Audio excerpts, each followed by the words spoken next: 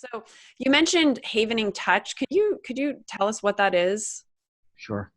Havening touch is part of the havening techniques. It's a very simple, soothing sort of touch, which involves literally stroking the forehead in about 1 cycle per second, so 1/1000.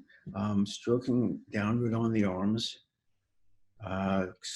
like you're hugging, and then also rubbing the palms of your hands. Each one represents a very natural sort of process, which we do. We wash our hands, we hug people, and we wash our faces. And interestingly enough, these all derive their power from being able to generate inside the brain something called a delta wave, which is a low frequency wave in the brain. This low frequency wave of the brain is part of our inheritance.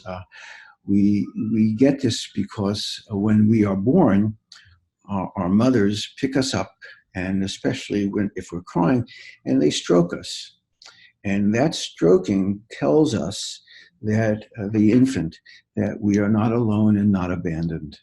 And that is a very powerful thing for making us feel safe and secure. And so what we do is we generate, using havening touch, a wave in the brain, which is a low frequency wave, which makes us feel safe and secure. This low frequency wave has another very interesting aspect to it.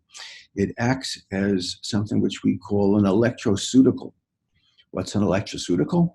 An electroceutical is an electrical wave that acts in a therapeutic manner, just much like a pharmaceutical where a drug acts in a therapeutic manner. Here, it interacts with the part of the brain which we had discussed earlier called the amygdala, and delinks the emotional state of the event from the cognitive part of the event, so that we now view the event as a detached from it human being. It's as if we're watching it on TV or in the movies, but it's not. We are not involved with it, and that detachment allows the reduction in stress neurochemicals, alters the landscape, and takes away the PTSD. Got it. Thank you. I appreciate that. So we talked a little bit about this. I remember when you were on our Overcoming Chronic Pain event, but I'd love to revisit this for people who are new to the havening technique. So how does trauma actually get encoded in the brain? Okay. This is a thing which took me about 20 years to unravel. So the idea here is that an event that occurs which is threatening to the individual has to basically encode it and recall it. So if stimuli that make or overlap with this put us on alert that something bad may happen. That's a survival technique. And so it must encode these things within the brain so that we will recognize these things when those things which overlap with the original event occur. So the way it works is that information comes in through our senses, auditory, olfactory, visuals, gustatory, and touch. And these get sent to a part of the brain called the thalamus. Now, the thalamus is a kind of a post office which sends information to other parts of the brain. And if the thalamus recognizes the thing we're seeing, hearing, touching, tasting, smelling as a threat, it sends the information directly to a place called the amygdala, which then causes the brain to go on alert.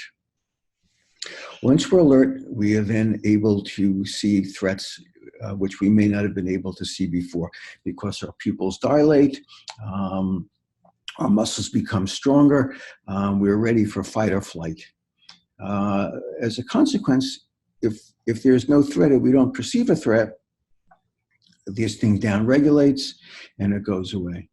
But if we see a threat and it's coming towards us, we have not many options. We can fight or we can flee. And if the event appears to be inescapable, that means we're trapped. Then what happens is a group of hormones, cortisol and norepinephrine, are secreted, which then cause the production of a receptor on the surface of the amygdala called an AMPA receptor, AMPAR receptor.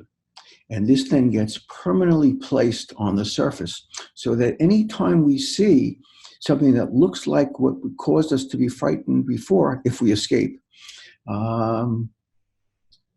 then the whole system activates and stress hormones are released. So it is the potentiation, that's the technical word for it, the potentiation of an AMPA receptor on the surface of the neuron in the amygdala, which is the process by which traumatization occurs. And this receptor acts as an on-ramp to all the other parts of the event, as well as the release of stress hormones, which cause great damage to the person. Got it. Thank you. I appreciate you diving into the science a bit for people who want to understand, right, how it actually affects the brain.